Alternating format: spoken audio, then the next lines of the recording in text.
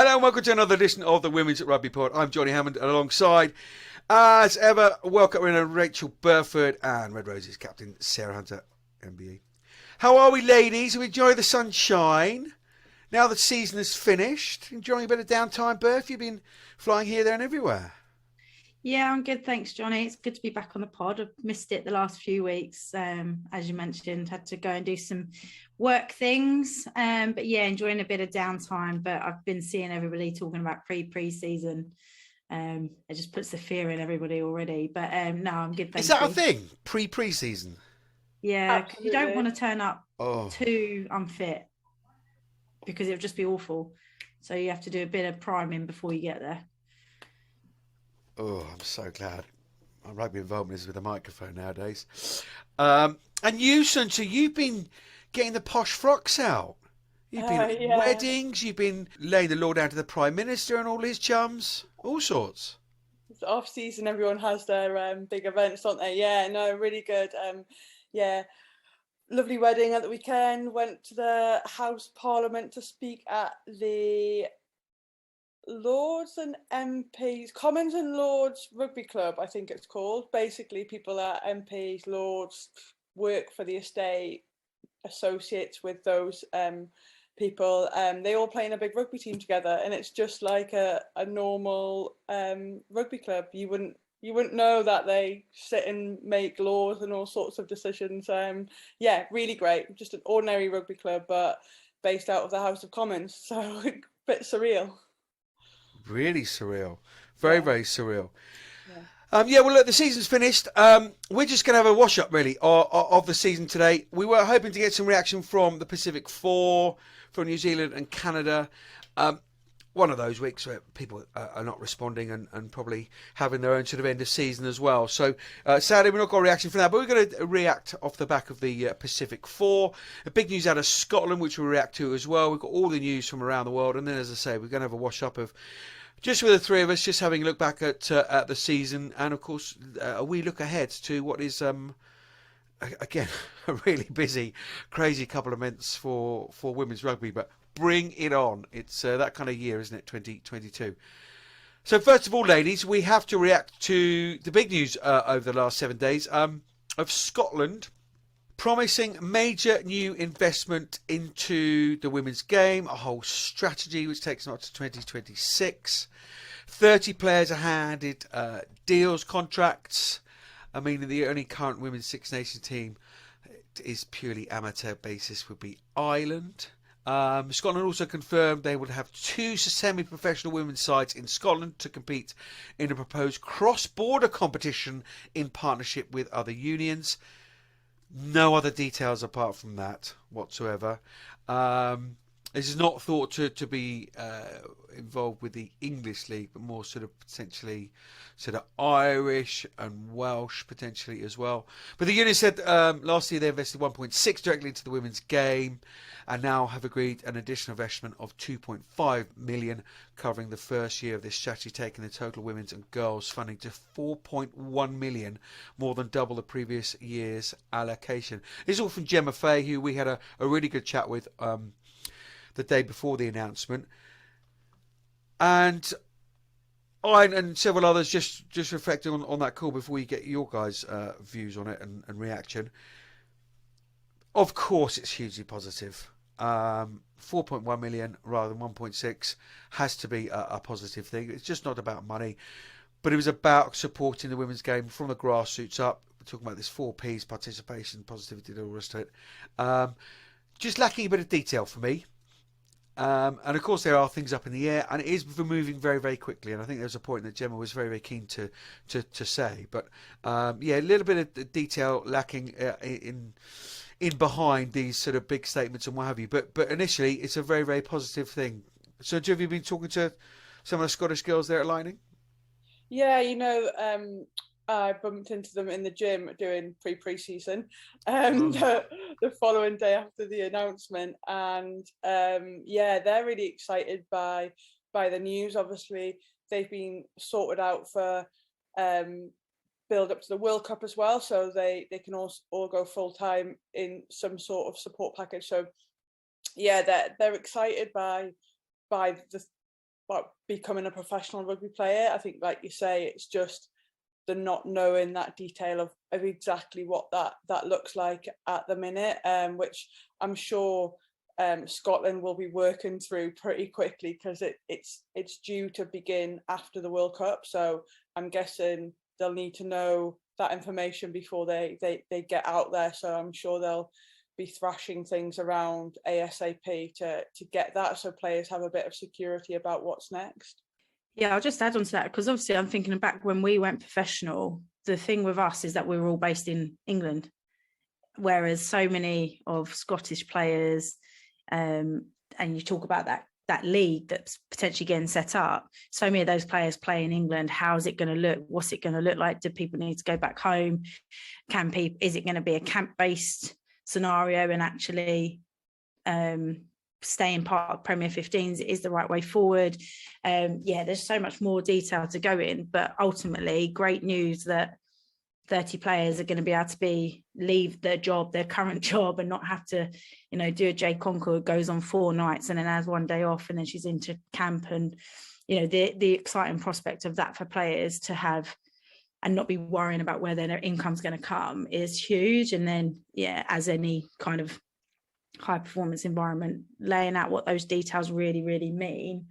And that cross-border competition, again, how many Welsh players play in the Prem, when in the calendar is this going to be set? Same with Irish players, if it's going to be that cross-border, where's that going to be in the calendar overall? Does that then impact the Premier 15? So it's great to see the movement of other unions, but it would be good to kind of know, so then you can have a bigger picture of the landscape of what movements are going to happen. I think the idea of a cross-border competition, it sounds brilliant, doesn't it? And we talk about a European competition. Can you imagine a Harlequins or Lightning playing Toulouse or Blagnac or whatever? 100% these things, it's a matter of when, not if. But the amount of funding to fly people, Ireland, Wales, all that kind of stuff, that detail of putting a tournament together, I think we've got to be careful to just set our expectations that this has got to be done right, and therefore small steps are probably a lot better than big steps. And don't get me wrong, the fact that Scotland are actually even talking about this stuff is a massive positive. But we've just got to be careful with the exact details of exactly where we're going. And I think, we talk about that all the time, about making sure that it's the right steps for the women's game. You look over in New Zealand, Super Rugby, they've not just gone with all the franchises, they've gone with specific groups to build it and then build it out if that's the right thing to do. And I think small steps is always the best way, instead of, having such a high expectation to look like something which isn't really achievable. And then you're kind of stuck in a position where people are looking in on women's rugby going, oh, well, that's not a great competition because it's not that competitive, or the standard's not where it should be. I'm sure they'll take the small necessary steps to get it to where they want it to be. Yeah, 100%. Do not get us wrong in any way, shape or form. Brilliant, positive news from Scotland. Great that they're talking about these things. Great, the investment. Do come along, Ireland. They've got to, surely, now. It's just beginning to become a little bit embarrassing, isn't it?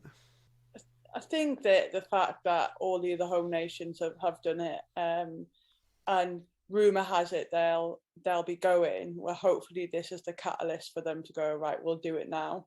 Because otherwise, we've seen, from England, how much professionalism pushes you ahead, and these, Ireland are at the bottom of that gap's going to become even bigger from all the other home nations that have done it. So you'd like to think that there will be an announcement sometime soon to go, actually, we're now going to make some of our players professional. We might touch on it, Johnnie, about the WXV.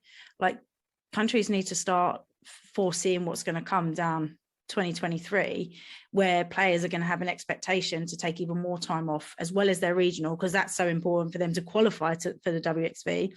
WXV is so important to qualify for the World Cup, that if they're not investing now, they're going to be playing catch up, or they're not even going to be able to be competitive in those spaces. And if any country needs to learn about the investment, it's definitely Ireland with what's happened with them not going to the Rugby World Cup.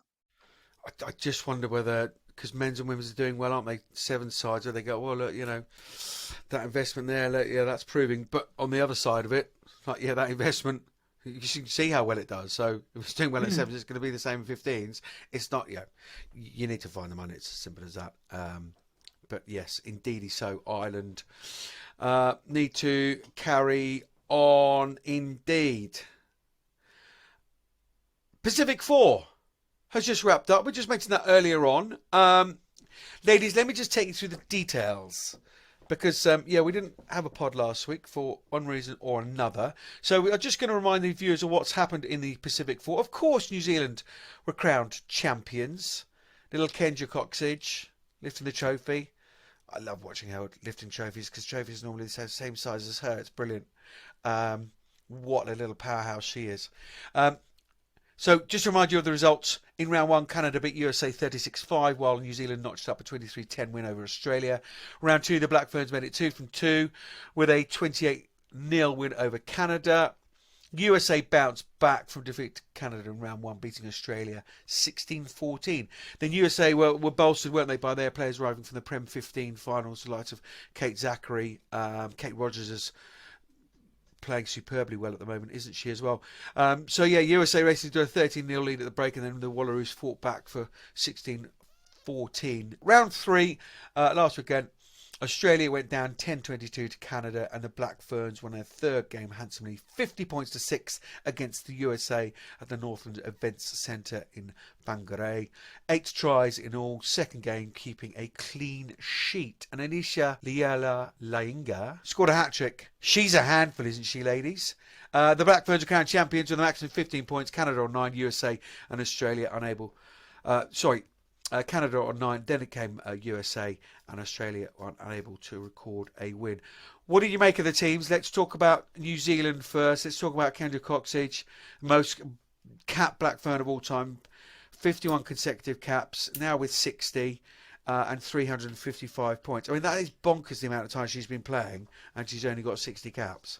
But she is the most capped Black Fern of all time, taking over Fifa Wasili. I find it remarkable the amount of years that players have been playing, and the amount of test opportunities that they've had over that time. It does blow my mind when you sit and you think about how many caps Sarah Hunter's got, and those players have been playing the same amount of time as her. It's crazy, but fair play to her. She probably wasn't in her best form, was she, in the autumn, and then had to go away, remaster some of her skills, and to now be the New Zealand's most capped player, what an honour. And she's still got more to go. Like, I can't see her just finishing up at this World Cup. She's got so much more left in the tank, and she's got some young snappers coming at her heels as well, which is always what makes you a better player, when you've got people coming at you from behind. So yeah, really pleased for her. Yeah, and I think these events, you guys will be able to say more. But these kind of milestones mean a huge amount to the family. And I know Ken is a real family lady, and the family's been through some really choppy waters of late. And I just so pleased for them all. But on the field, Sunta, you obviously played against them in the autumn. What have you made of them, watching them take on Canada, USA, and Australia? Some improvements.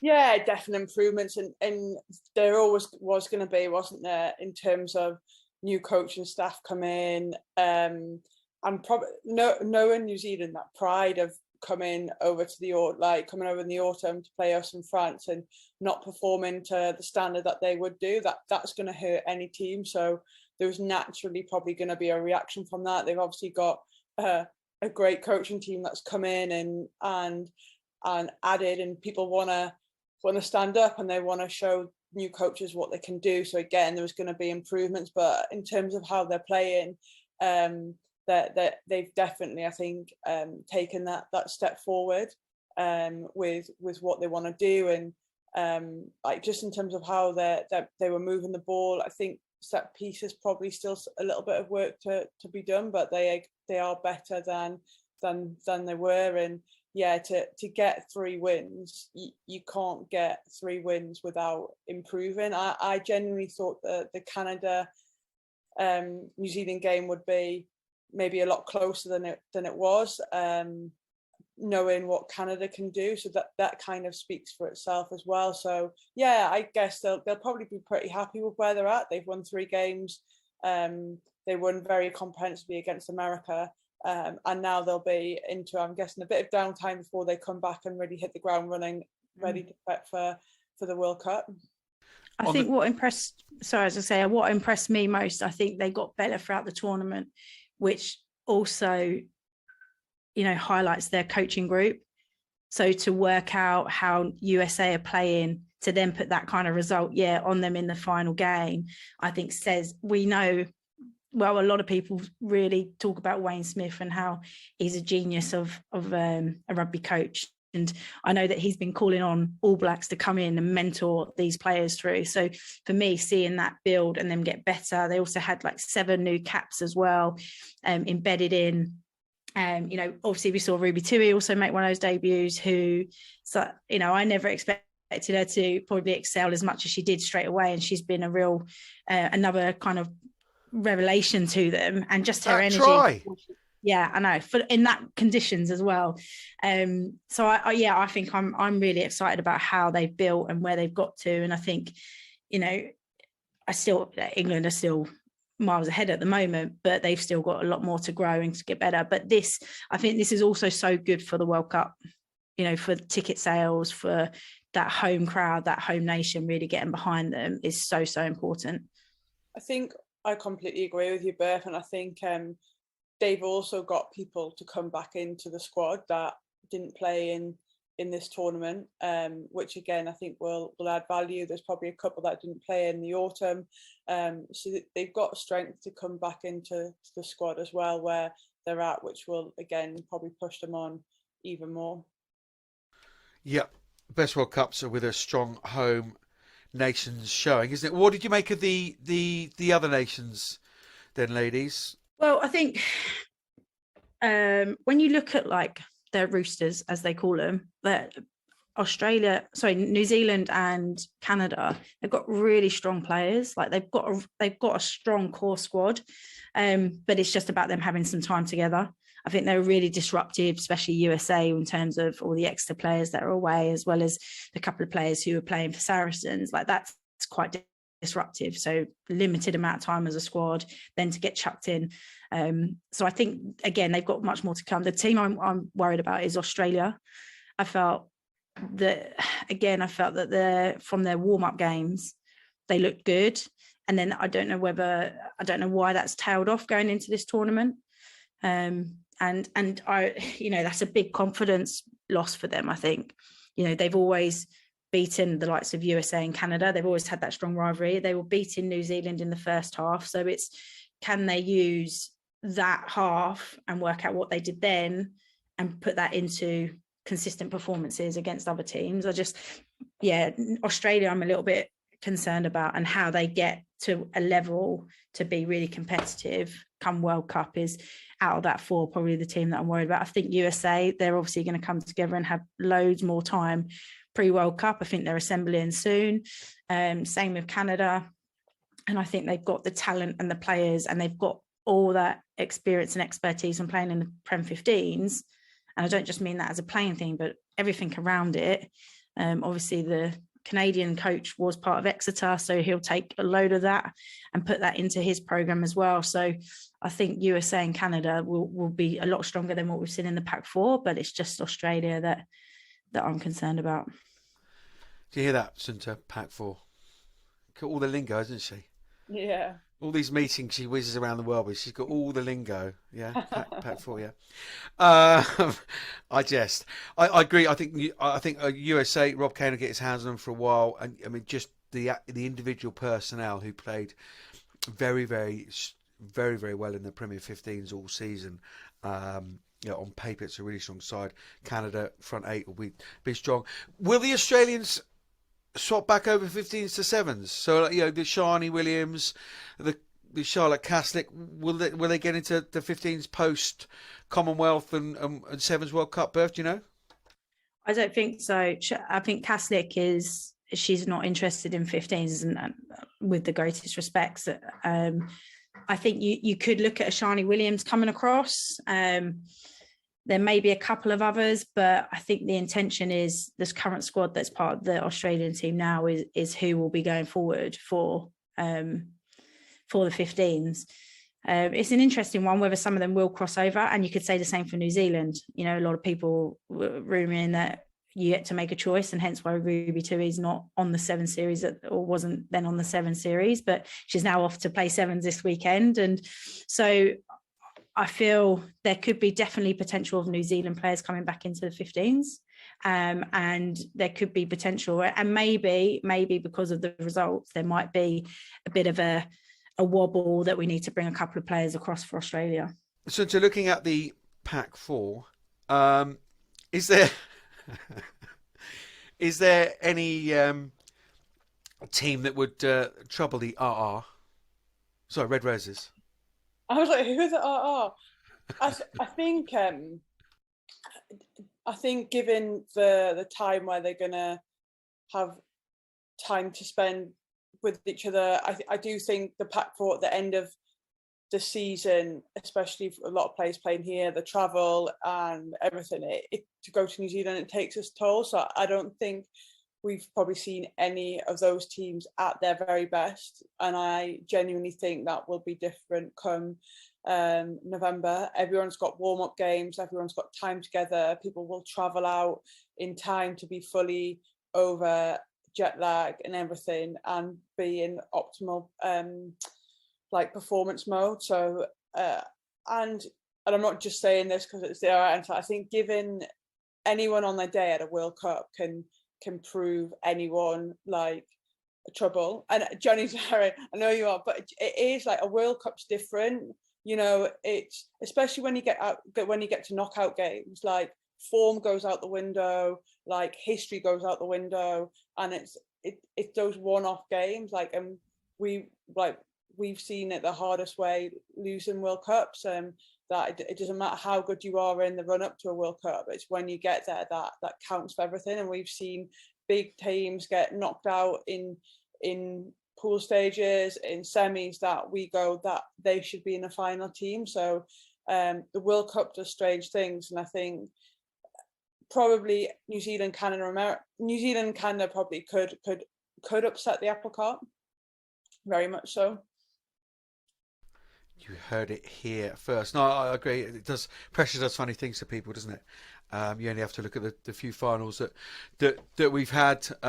Freddie Stewart, Leicester fullback, has caught everything all season. First 3 minutes in a Prem final, he couldn't catch a cold.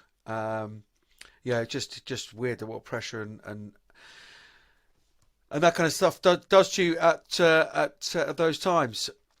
Let's get into the rest of the news coming at you over the last 7 days from around the oval world. I'm Shani Williams, and you're listening to the Women's Rugby Pod. So the other weekend, Twickenham was host to the English Counties final, all named after one of the greats, Jill Burns MBE. In Division 3, Cornwall beat Notts, Lincs and Derby 36-17. Division 2 saw Hampshire go down to Eastern Counties 26-19.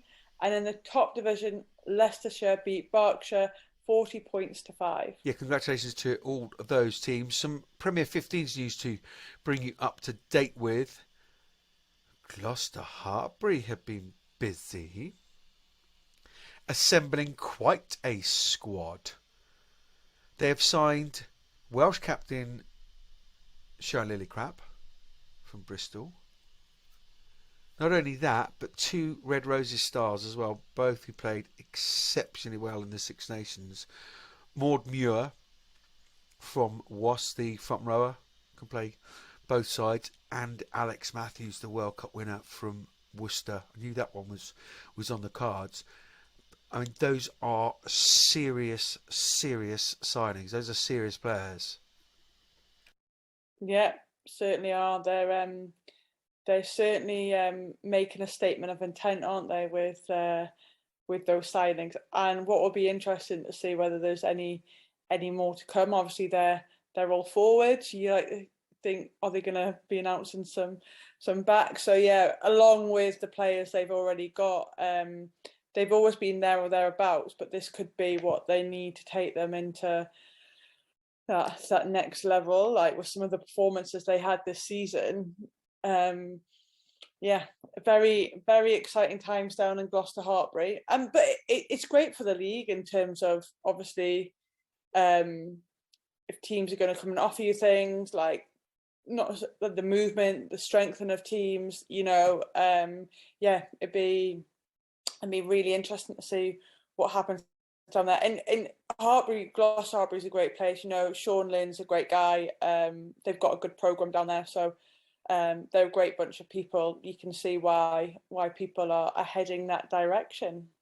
Yes, as you say, some really good people involved, and I'm really pleased because it was lip service from Gloucester for a long time to do with the women's department, and lots of people from within who will remain nameless would certainly back that up, and I had plenty of conversations around that. So I'm really pleased this increased investment, putting a proper squad together, and as you say, the likes of Allcroft and Hunt and now Lily Crapp and Muir and Matthews, it's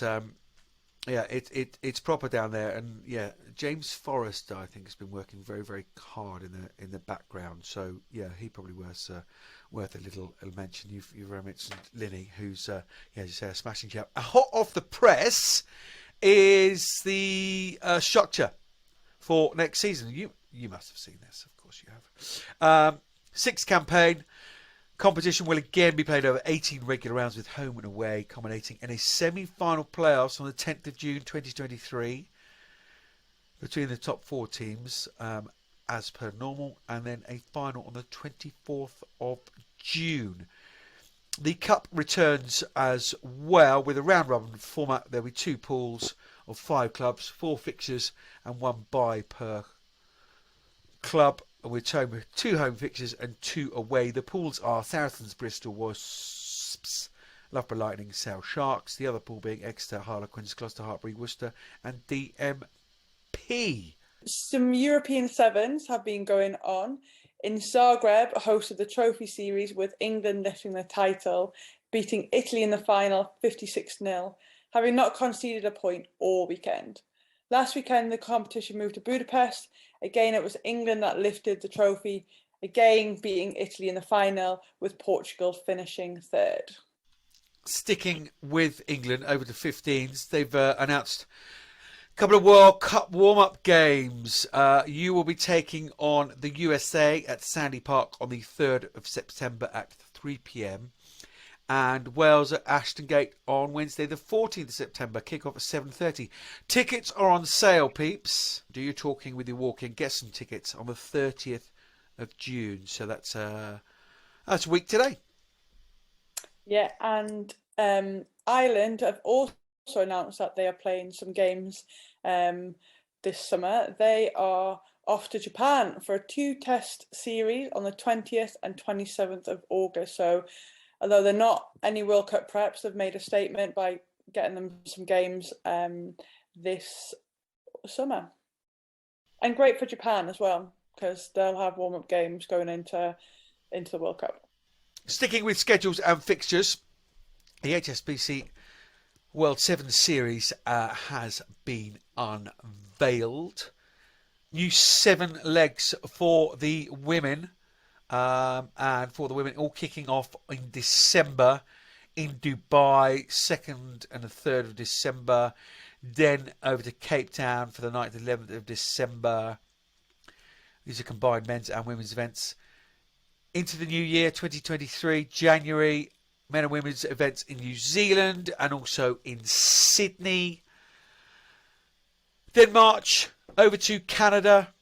Yeah, it's a popular venue, isn't it? Canada. I know they had great fun over there doing that one. And then Hong Kong for the men and women as well. And then finishing up the series over in France in the middle of May. So good news just keeps flying at you. Certainly does. An exciting year ahead for the Sevens. So over in South Africa in their premier competition, Western Province and Border ladies met in the final at the Hamilton's Rugby Club in Cape Town on the 11th of June. And it was the Border ladies who took it 19-16 to be crowned champions. They left it late with a try in the final by Alicia Butchers from a sensational line, handed to her team and dramatic back-to-back South African Women's Rugby Premier Division title against arch rivals Western Province in their own backyard. Just keep talking about good news and the growth of women's rugby. Lynn Cantwell's clearly shaking the hornet's nest, isn't she, in South Africa, and by all accounts getting a huge amount of support as well, which is just brilliant. And we just keep South Africa just keep popping up in the news as well. So yeah, a huge congratulations to Border ladies.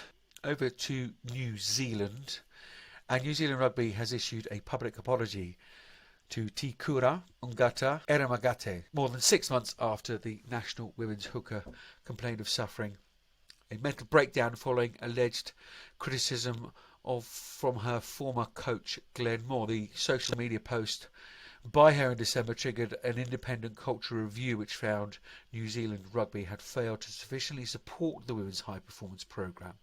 NZRU said last week it had concluded a mediated restorative process with the player, and they have formally apologised directly to her and her family for the experiences that led to a decline in well-being for her. NZRU has taken responsibility for the systematic failings that led to this decline. Long-serving Black Firm coach Glenn Moore was originally part of the mediation process but resigned while it was going on. The players thanked NZRU on social media, engaging and acting. The process was together we got there, she wrote. I'm on the mend and enjoying my footy again with a free spirit, free to be me, stand up, speak up, know your worth. And it just shows they committed. That the player will receive an appropriate mental health and well-being training and support to help her recover. And the NZRU further reiterates its acceptance of the review's recommendations and to ensuring that the Black Ferns will strive to deliver a performance culturally and environmentally that is safe and rewarding for all to be a part of.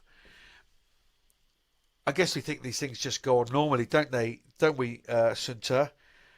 But it wasn't, and Tikura thought that it wasn't and stood up and spoke about it, and the fact that she's been listened to, and these, quite rightly, there's nothing's wrong about it, but listened to, and action taken, and some positive steps to come out of it.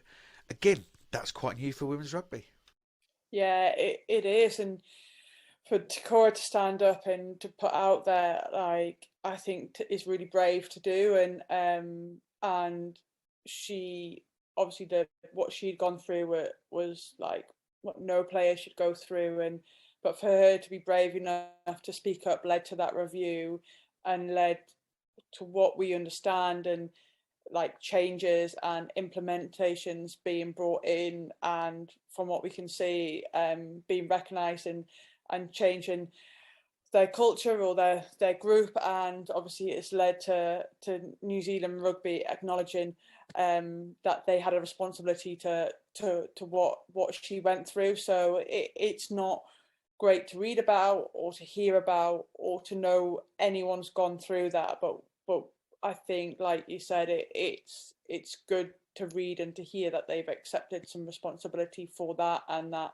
changes in process, and more importantly that she's actually getting help and support, and she says she's coming through that, and that's bigger than anything, that actually she's in a safe and mentally stronger position than she has been, and that's what I guess you want out of all of this, that obviously she's enjoying playing rugby again, she feels on that path of being happy and healthy,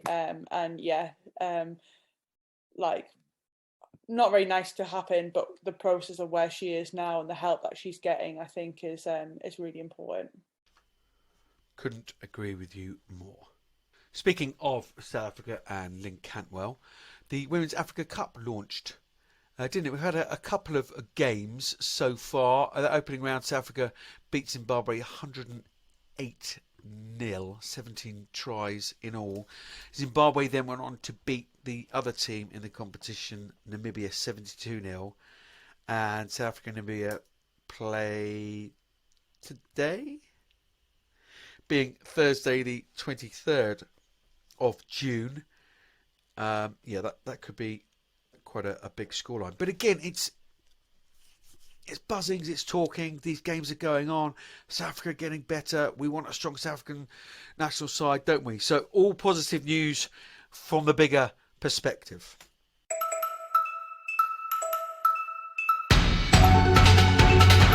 Hi, I'm Helena Rowland, and you're listening to the Women's Rugby Pod. So, being the final podcast of this season, I'm quite sure we're going to come back. As we said, we've got some Commonwealth Games 7s, we've got World Cup 7s, and of course, the big dance, the World Cup. Who knows where any of us will be? Soon she'll be in New Zealand, I can assure you of that. That's the only guarantee. But what we thought we'd do between the three of us is just have a little review of the season that has just been. A groundbreaking, historic, excuse the French, about bloody time kind of season that women's rugby has needed, hasn't it? From a playing's point of view, internationally and club-wise, Sunta, have us out in the media, the periphery, have seen the sort of the boost and the uptake of it all. You a player right in the middle of it all. Have you sensed that as well? Yeah, no, without a shadow of a doubt, like you say, it's about time. I think it kicked off with the Prem 15s, I think, with those opening probably rounds, just in terms of you've got people beating all sorts of people, the competitiveness, and just going, oh, hello, this could be an interesting season in terms of it's not as straightforward as the top four that's always been the top four, and we could have new people in the playoffs, we could have new people in the finals, and we did. And I think that then went on like throughout the season, you know, that the top seven, well, that top 4 to 7 was only split by a few points, which is brilliant. And we didn't know who was going to make the playoffs until that second to last round, which we've never had in the game. So from that side of things, we've seen more international players come in, and people will agree or disagree with it, but you can't argue from the fact that it adds to the competitive nature of the league. And then internationally, from not just England, but like the home nations, and the records that were beaten week in, week out on the crowds, people coming to watch it. You've got live on BBC, like it. I think especially the Six Nations, it was such a turning point of where we are in the game, and having the Six Nations in that standalone window with crowds this year, game changer for me. It definitely was. It was an outstanding Six Nations. You were in amongst it, and actually got a little bit emotional at times, Berth. You're a lady who's put a huge amount into the game and continues to do so. And as a broadcaster, you stood there and just went, what was that, to the Kingsholm game? Was it? And just, wow, this is where we should be. Yeah, it was both at Kingsholm and also at Tigers as well. Yeah. Mattioli Woods. Yeah, it was incredible to just stand back and go, Jesus, this is where the game is now. Women's rugby is growing and it's getting somewhere and people are interested. And then bang, it was brought to life. It wasn't just words or an imagination that we all have and think the game could get to. It was right there and in front of me, and it was just a remarkable time to be part of it in a broadcast way, and to see, where and what the players deserve as well. Like, they deserve to be on that pedestal. They deserve to have that platform to play in. And there's still so much sacrifice that players put into the game. Just because they're professional doesn't mean that it's easy, and doesn't mean that it's, the wage that allows you to kind of rest and just be that professional. You still got to think about post-career. And I just think the amount of the sacrifice and dedication that players have put into it, they deserve all of that. And yeah, I welcome more of it and consistency of it. And for the rest of the world to also now take from England's lead of what they've done with the domestic league, which has been what's helped build that international scene. And hopefully we see more of this being around the world, for all players, not just for the Red Roses. And now everybody excited about to play the Red Roses because they know what they can do in terms of putting a crowd on and a spectacle and the atmosphere. You know, we want all unions to be doing that and creating that feeling of, oh, we want to play them because we know how good it's going to be. We know that there's going to be a full crowd and all of this. Yeah, what for me, and it certainly not by design, but it just kept coming. And in previous years, many previous years, decades worth of previous years, it's been, oh, that's amazing. Oh, England have got contracts, or oh, that Prem final was amazing at or that Test match between New Zealand and Australia was amazing. It just kept coming since September, as you say, Sunta. From the off, we knew the Prem 15s was going to be the most competitive ever, and I know we say it every year, and it probably should be, but to have Exeter and Bristol in the final, and then we rolled into the autumn internationals, and some brilliant rugby played by England, some great crowd, Super Rugby Aupiki, then into Six Nations. We've got Italy announcing contracts, Wales announcing contracts. Six Nations is brilliant. Prem 15 wash-up has been brilliant. The Pacific 4, and it's just kept coming and coming and coming, and therefore it stays in the conscience of people.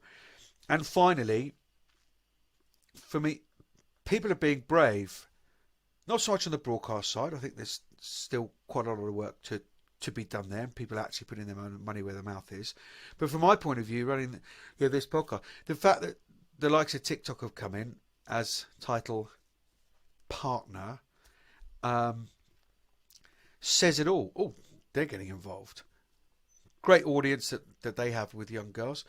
But companies are now coming to us as a women's rugby podcast, rather than me having to go out. And it's not small companies, it's proper big companies, and we've got a kind of partnership with Canterbury going on at the moment. But there's some really big conversations going on with some big proper companies, and for me that's very, very different after 148 episodes. From a very selfish point of view, it makes a big difference and says a huge amount. What about the Sevens then, Berth? Truncated type season, but Australia very, very dominant. Yeah, and they've been dominant with a whole bunch of new players as well, which is quite frightening. But yeah, obviously the season hasn't always had the best teams from the Seven series being able to take part due to logistics and personal government logistic reasons. But yeah, Australia have been very much leading the way. But as soon as New Zealand came back in, obviously when New Zealand, their first tournament came back in, straight away they were a finalist, pushed Australia all the way to the end, and then the following tournament they then go on and win it. So, having been so absent, they're still right up there with the others. I think Commonwealth will be really interesting and exciting, and same with the World Cup. And I think more exciting though for the players is the season that's just been announced. 2023. Great to see that the women have got 7 legs now. That's the most they've ever had. So leading into that again is another exciting opportunity.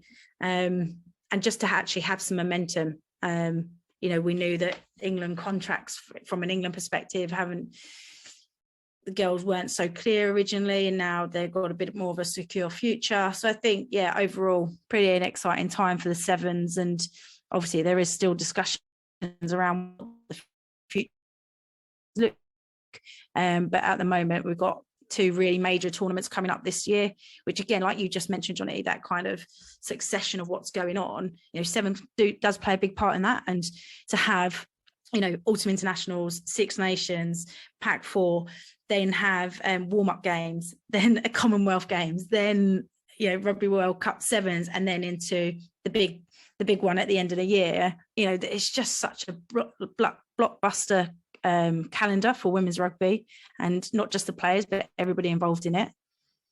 Surely it should be Sea Wealth and RWC, isn't it, Beth? With your terminology. CWJ G. There you go. I did that to make you feel better. No, it's brilliant. It's brilliant. It doesn't. That's a known thing. That's called Pack 4. Yeah. Yeah. Absolutely. Yeah, I mean, yeah, I've never heard it before, but yeah, Where that's you been hiding? yeah, absolutely. Well, not far away enough. Sunta,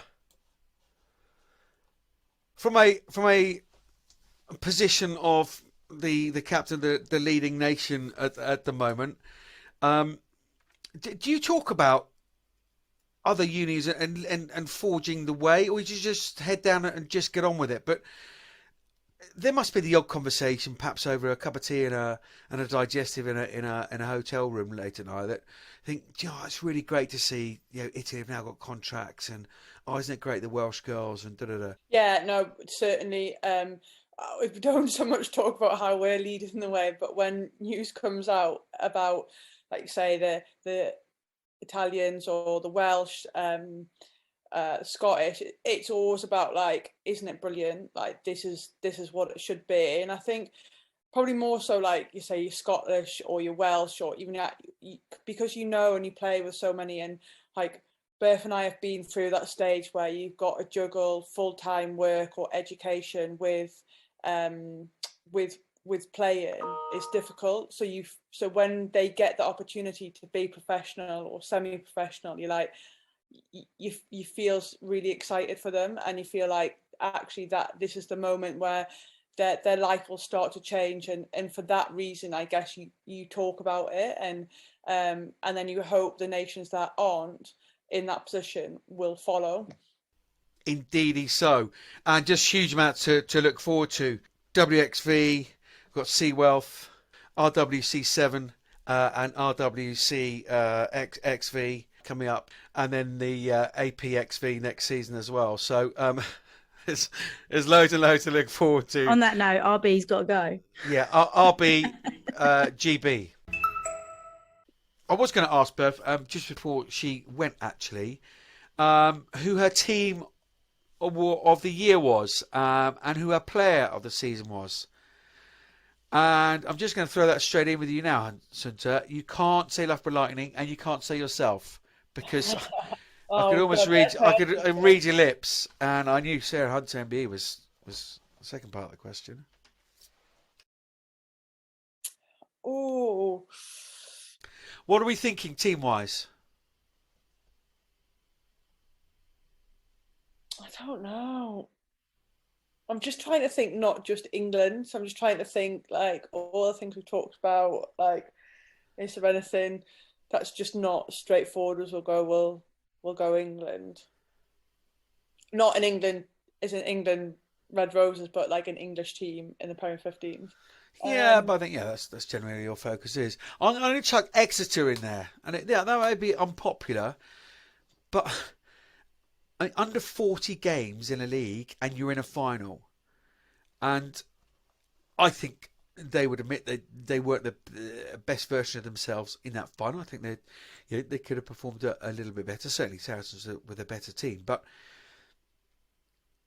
whether you agree with pulling players from all over the world or not, I don't have an issue with it in the slightest. I think Susie Apple's hands were very much tied. We've said this before. But to create the kind of environment that is quite clearly there, the family feel, Exeter do things right at that rugby club, and they've got a great fan base. And to get to a final with 24 months ago, these people were strangers.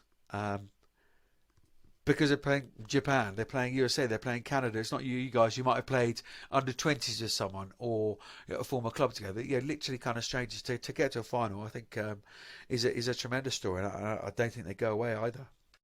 No, they'll definitely not go away. They'll go from strength to strength. But yeah, it's a very fair point. Obviously, they won the Prem Cup as well, didn't they?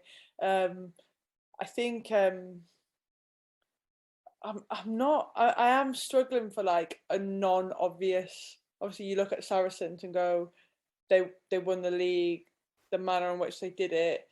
but like you say, like Exeter have come from nowhere to get there. The other one I'm thinking of, Bristol, like from where Bristol have got to, obviously since Dave Ward's come in and the players that they've signed, from being a team of potential, like they got themselves into a semi-final, front runners from the off in the league.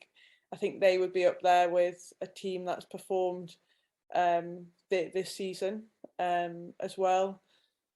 Just from previous years in the Premiership, they've always been like a team that should have done better than they have done. Well, actually this year they did make that statement of intent.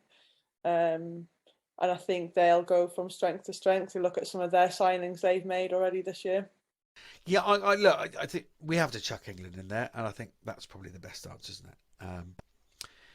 As a union, as players, you are taking quite literally taking the game to another level, and you're dragging everyone with you. You're the spearhead, the front of that spearhead that's pushing the women's game to new levels on the park, and for that you should be given full credit. The way utterly dispatched the Blackburns in the autumn was some of the most impressive rugby that I've seen. Not sure quite the heights of semi-final 2014, but right up there in some of the best performances I personally witnessed England. So I know you won't say that, but I think England is probably the right answer. So we'll go with that. Come on then. I'm going to mention Wales as well. Yes, yeah. That would be, they've from again where they've been over the last couple of Six Nations, even autumn fixtures and things, like knowing the players that they have available to perform, like I guess the contracts have given them that light that's ignited them into the performances they had in the Six Nations. So yeah, no, I think you're right with saying how they performed this year. Come on then. We'll stick with England. Notable mention to Wales. Exeter, Sarah's winning the trophy again. Chiefs down in New Zealand winning the inaugural Aupiki. Fair play to them. But no, we'll go with England because they are literally driving everything forward. Player of the season then. I mean, I will just reiterate, you can't choose yourself. I don't. And I think it's someone we had on, for me anyway, on the pod a few weeks ago. I don't think you can look further than Marley Packer. I don't disagree. There's been some notable performances throughout the women's rugby. You look at Laura Sansu in France and how she's performed. You look at Fall and how she performed in the Six Nations. Like Kate Zachary, how she's played consistently throughout for Exeter. I think the list like goes on, but like Helena Rowland, like I don't know, Abby Dow before she got injured. I mean, there's a whole raft of players, but I just think Marley's been so consistent week in, week out. But not only that, I just feel like she's got better, like game by game. Yeah. Yeah, no, it's certainly a name that pops straight into the head. Taking her play to another level. I'm just going to chuck in just widening out slightly. Obviously, Australia Sevens has been very successful this year. Asterisks or not, the other teams, notably New Zealand, not been involved for most of the series. But Shani Williams is absolutely central to that team. Absolute anchor for them all. And I think she's smashing human being. And whenever I get a chance to mention Shani Williams, I do. So the other person I'm going to mention is a good friend of yours and teammate is Dr. Rachael Malcolm. Oh yeah, yes, very good. They've been through the mill, Scotland, for lots of different reasons that we don't need to go into now. But you've got to have someone to put it all together. A bit like Johnnie Williams are talking about that. I'm going to talk about 3 captains. This is the second. And I think to be the front of it all, she speaks so brilliantly behind closed doors, as we know, and in front of closed doors publicly. She is a real leader, and she's given some superb interviews and speaks so brilliantly, but means it all. And again, another smashing human being. Yeah, no, I couldn't agree with you more. Like, I have the honour of playing alongside her, and she captains our side, and she's the most passionate person that believes in her team and will do anything for them, and she stands up for people. And I think she's such a brilliant person and player.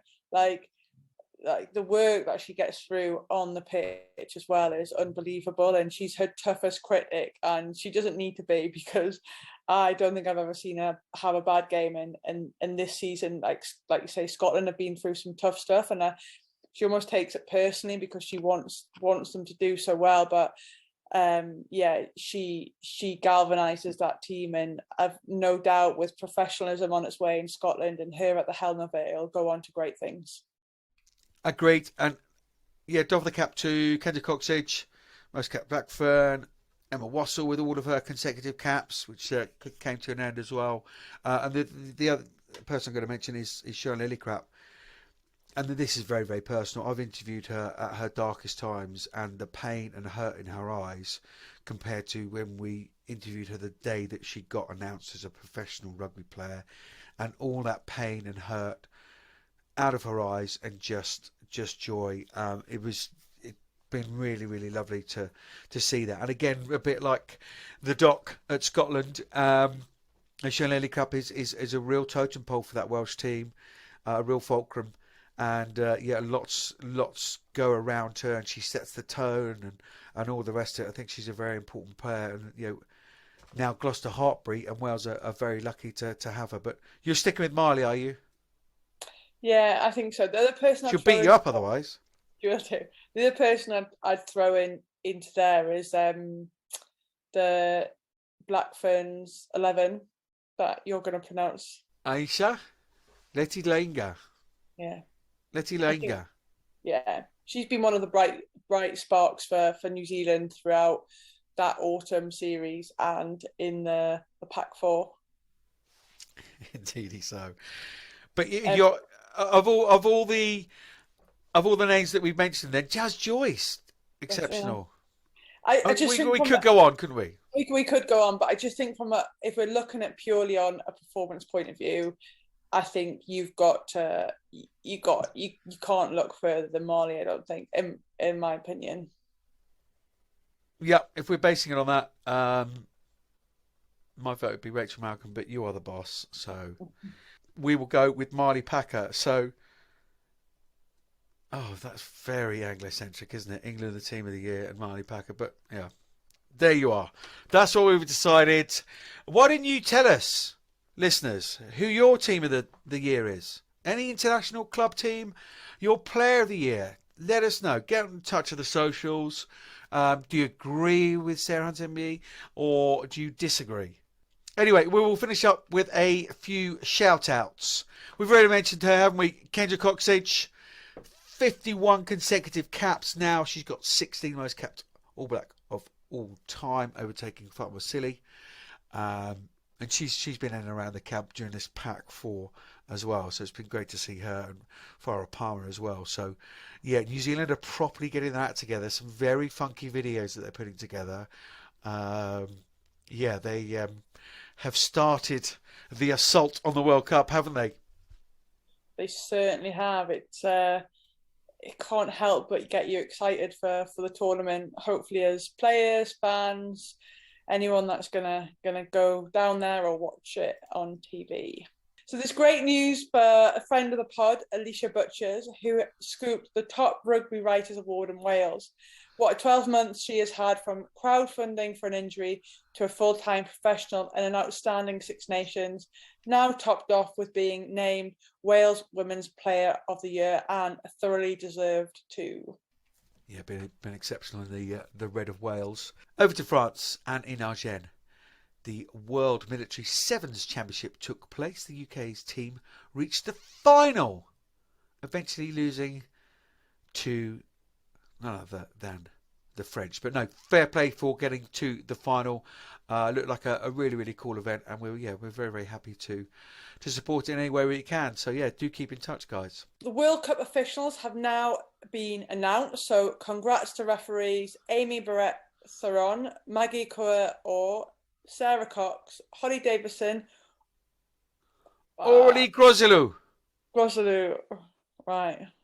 What did you just call her, Mom or Sir? Normally. Yeah. Right. Bertha called her AG. AG. She's got it. Lauren Jenner's in there as well, isn't she? And Clara Munirani from Italy, as well as Amber McLaughlin and Joy Neville. From an English point of view, Nikki O'Donnell goes as an assistant referee. In Tempest goes as a TMO as well. Big shout out to Tamara Taylor, your old teammate. That dummy in the final. She's climbing Mont Blanc, isn't she? She raised money for Restart Rugby. Brilliant charity. Fair play to her. Don't quite know where she is. We have made contact. I haven't heard anything back. Hope she's safe and well, and just big up to her. Yeah, she's great. Raising money for charity, especially Restart. She's done Everest Base Camp, I think, as well. So taking on the Mont Blanc, she's definitely up there somewhere. Seen pictures of her. Hopefully she'll be back down safe with a bundle of cash to add to the Restart Fund. Finally, the shout out to Karen Armand, the first England player to lift the World Cup in 1994, was honoured with an MBE for her service to the game. She's come all the way from Christchurch with her 86-year-old father, who came along for the ride. So I'm sure she had an absolutely amazing day and an absolute fully deserved honour for her as well. Yeah, one of those people, a little bit like yourself, in the shadows, but just integral to that team at the time, wasn't she? So yeah, huge congratulations to you, Karen. And yeah, what an event coming over from Christchurch for that. How is it? What's it like? Is it as amazing and brilliant as you think it's going to be? Yeah, I've never been so nervous in my life before anything. World Cup finals, you name it. But there's so much protocol around, like, just before you go in to get it, about where you walk, what you do, how you greet whoever you're receiving it from, what you can do, what you can't do, and you've got all of this going, and there's people watching, and it's like, yeah. But it was unbelievable, like such a special day, and like got to spend it with my family who were there, and her dad who was there, and yeah, it's certainly a day that you won't forget, that's for sure. No, absolutely not. Who gave you yours? I can't remember.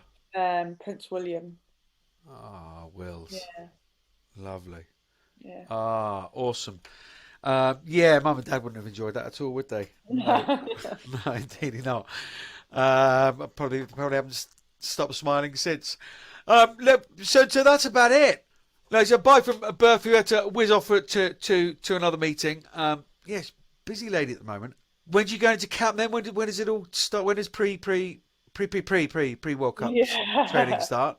We're in a week Monday down at Bath University.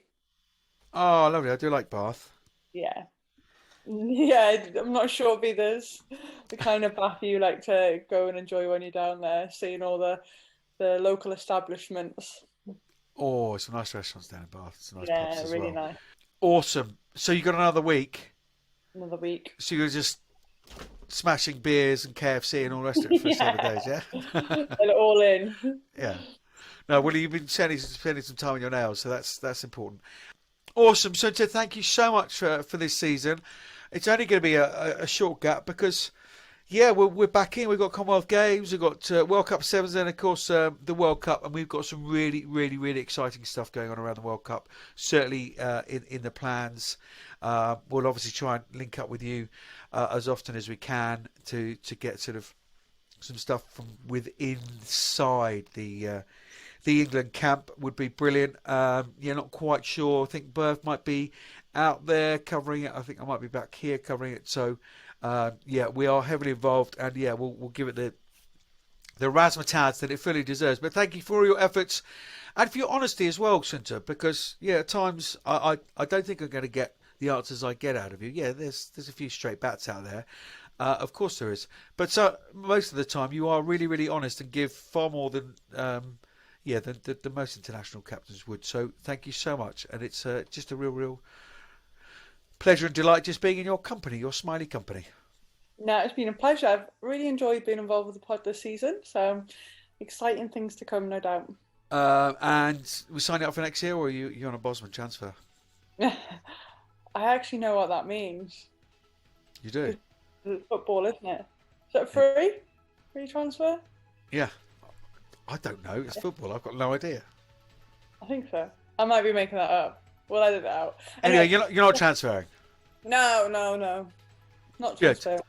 Good. We'll sign you up. Long 5-year deal. Great. Excellent. Brilliant.